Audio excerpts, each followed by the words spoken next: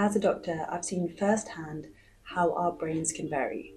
From ADHD to autism, neurodiversity encompasses a range of diverse brain functions. Join me as I go through the top questions my patients ask me. What is neurodiversity? Neurodiversity is the concept that our brains are unique and there can be variations in brain function and behavior. Neurodiversity describes the population as a whole and recognizes the diversity of brain function. Very simply, neurodiversity refers to different ways a person's brain may process information. What conditions fall under neurodiversity? Conditions can include autism, ADHD, dyslexia, dyspraxia, and even more.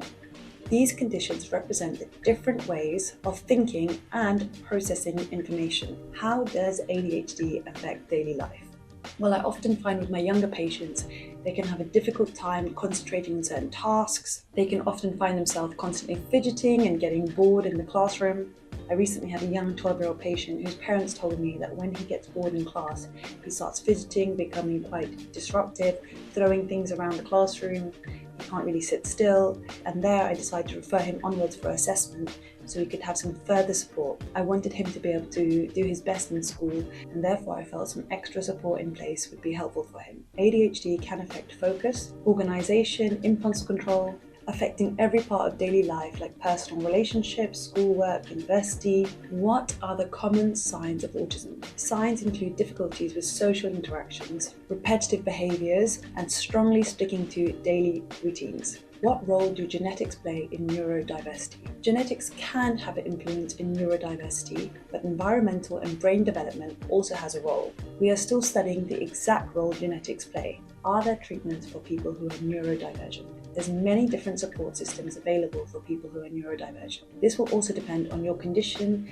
and what specific support you need. Treatments can include therapy, educational support, and medication depending on the support that you need. How is neurodiversity diagnosed? Neurodiversity is diagnosed by a range of healthcare professionals. This usually involves a 45 to 90-minute discussion that may include a number of checklists and information that the specialist will ask you about.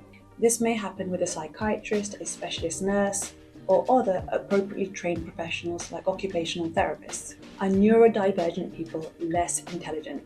Now let me tell you, this is a myth. I have many patients who have been diagnosed with neurodivergence and are very successful in their careers. There's many famous people who have neurodivergence, such as artists, leaders, and they've made huge contributions to their field. Thank you for watching today's video. Please share your stories down below. Also, if you can click the word subscribe, it really helps my channel to keep on growing.